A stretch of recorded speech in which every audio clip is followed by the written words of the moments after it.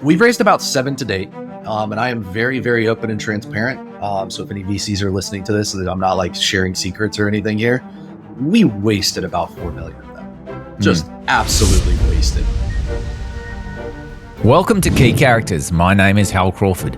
Today, I'm speaking with a man by the name of Chandler Thomlison. Chandler is the founder and driving force at World Spark Studios. He and his team are making a game called Sparkball. Sparkball is a frenetic mix of combat and sport, as you'll hear in the interview. You'll also hear the hard lessons Chandler has learned over the past 6 years of struggle. In this interview, we cover how raising money influenced Sparkball's adoption of blockchain tech, how, despite that, the developers are now not mentioning blockchain at all because of gamer hostility, and how making 2 games at once is a very bad idea. I know that I've got some quite keen Sparkball players in my team, which is often how these things happen. Web3 is quite a small community. Can you tell me about your team and where they're based? Yeah, so we are fully remote, but a lot of us are in LA. Most of our studio is former Riot. Pretty much like the only one who's not former Riot, but we took a lot of inspiration from League of Legends. So when we got funding and said, hey, let's build a team, it was pretty obvious. Hey, might as well grab the people that made League of Legends. We found that like a hybrid model of kind of like the, what I would describe as like the raw talent of former Riot people with kind of that super hungry startup workhorse feel, has made a really, really good combo. Hyper efficient combo. So it's been amazing. How did you convince people to get on board? Yeah, I mean, that's a journey, for sure. So I started Sparkball about 7 years ago.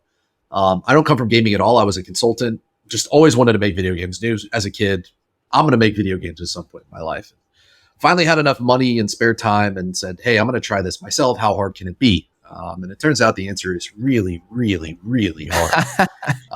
Impossible to make a video game. Like it's crazy hard. So kind of just winged it for 6 years. We worked with about 250 something different freelancers that I just randomly found around the internet, and put together a really neat prototype for about $200 and something thousand, which is a really, really good prototype for that cost. We went out and finally raised money, and pretty much every VC in the entire world, as expected, say, hey, Chandler, your prototype is crazy good, but you have no team. Like I'm not investing in 250 freelancers. I'm going to need you to go build a team. So we said, okay, we obviously want this AAA experience. We're trying to build a AAA game. We're trying to build, the next big MOBA in a way. Let's go, for lack of a better term, grab a bunch of people from Riot. And so we just started reaching out nonstop. I've sent probably 3,000 something LinkedIn messages to Riot employees, Blizzard employees, Bungie employees, everything we could think of. Let's just talk about the game, which I think used to be called Eden Brawl and is now called Sparkball. This is, I won't summarize it. You tell me what the game is. Yeah. I mean, just to put it simply, it's League of Legends meets Rocket League or Battle Right meets Omega Strikers. So we always like to just open with the references and say, like, look, if you're familiar with these, this is it. A few key things. It is a WASD game instead of click to move. So MOBAs are historically click to move. So we're a lot faster paced, a lot more Twitch-based action, skill, et cetera, et cetera, et cetera. And the best way that I can describe it is, rather than having lanes and minions and towers like a traditional MOBA, there's actually a ball, and the ball is essentially the minion. So your goal is to kind of ping this ball around, pass it around, work as a team, ultimately to score the ball into a tower, aka use minions to kill the tower, and then ultimately a goal being a nexus, but instead of destroying it, you're shooting the ball into it. So we describe it as you balance what we call ballin' and brawlin', which just rolls off the tongue super nice. But I think what we've been able to do is build just like this really interesting balance.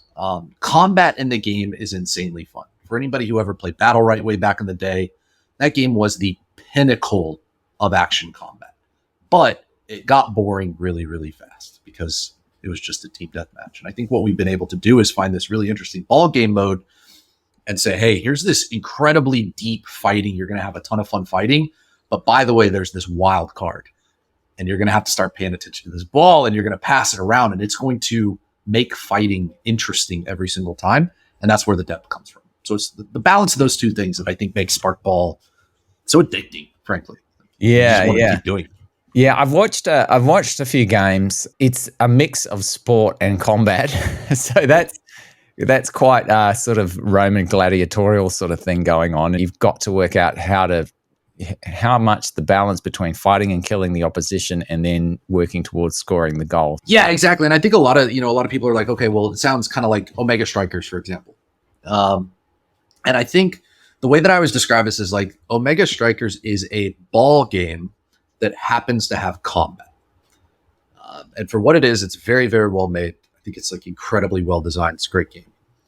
We are a combat game with a ball, and completely different angle, and flipping that switch on the way that you think about the game makes an entire world of difference. And in our opinion, that has more depth potential.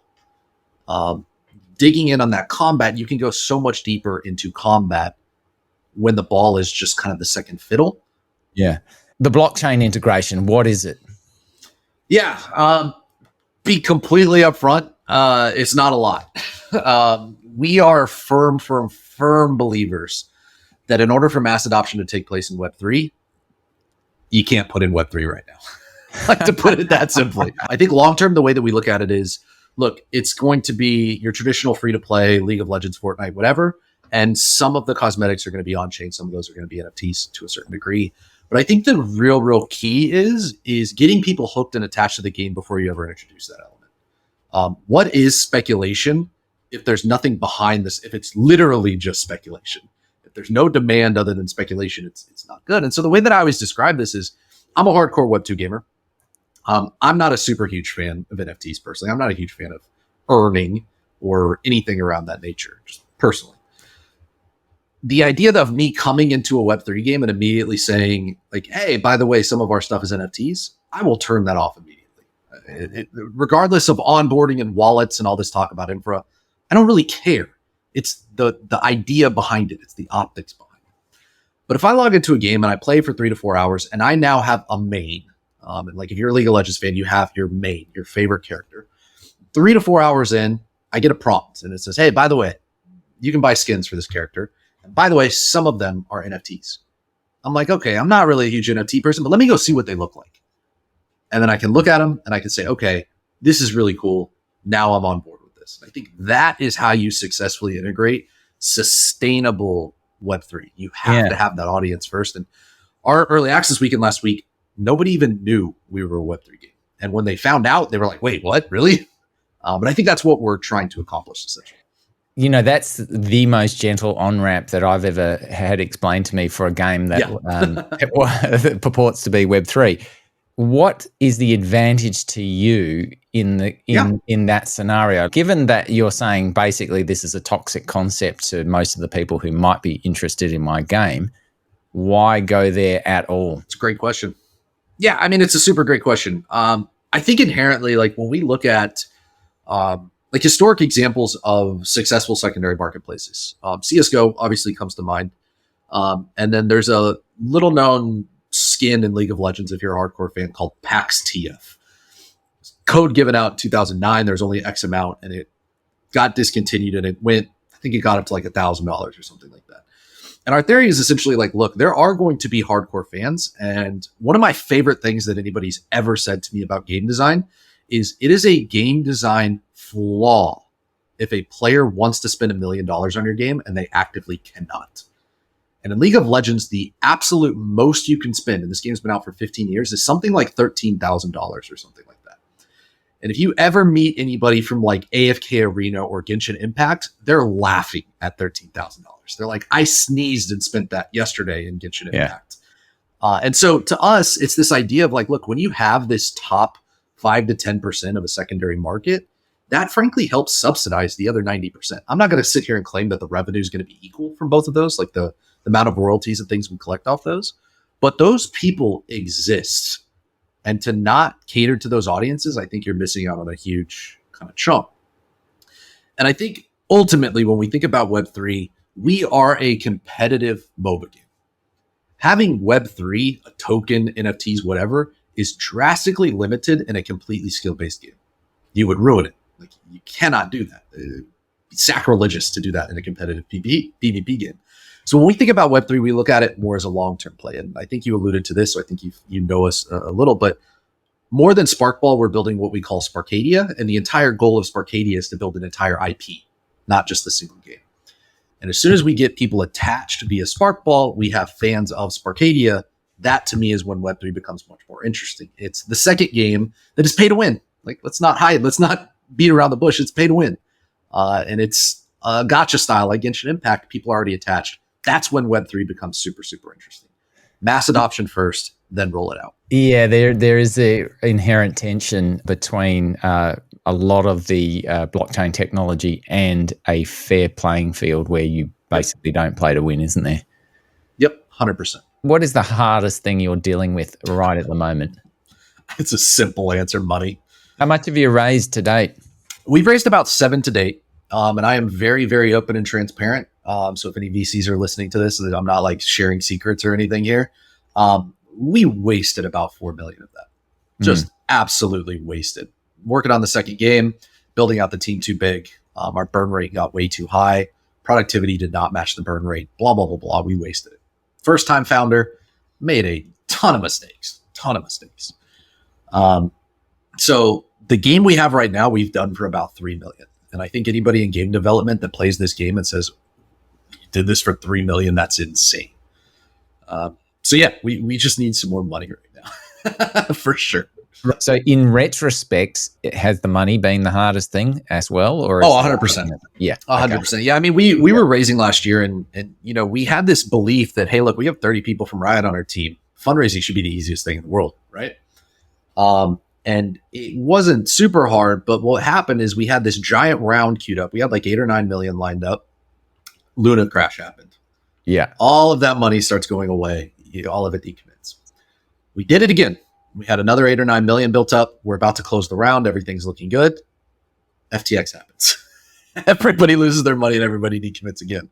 So it's just kind of been this roller coaster. But at the same time, like, I don't look back at any of that about regret, because we made huge mistakes. Second game, building the team too big. We made so many mistakes.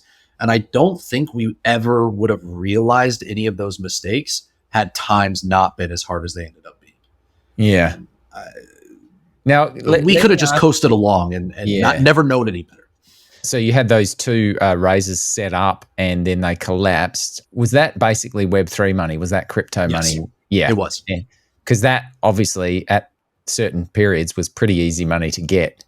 Yep. Were you always going against the stream of your intuition on that one? You know, emphasizing the Web3 possibilities in the game to get the money?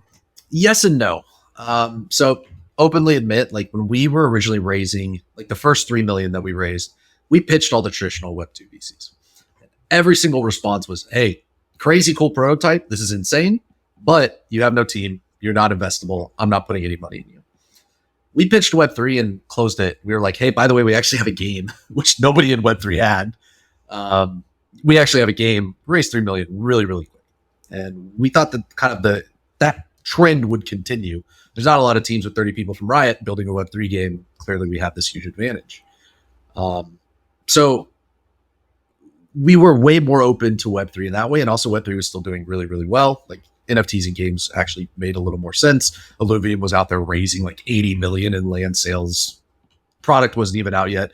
Yeah, I mean, it's insane. So we were kind of like, oh, okay, look, we can still be Web2 traditional gamer focused, but we can at least entertain this stuff. And I think ultimately, one of the big issues with crypto money is gaming investing is a very fickle beast, I guess is the way that I'd put it. And what I mean by that is it's a very, very long-term horizon.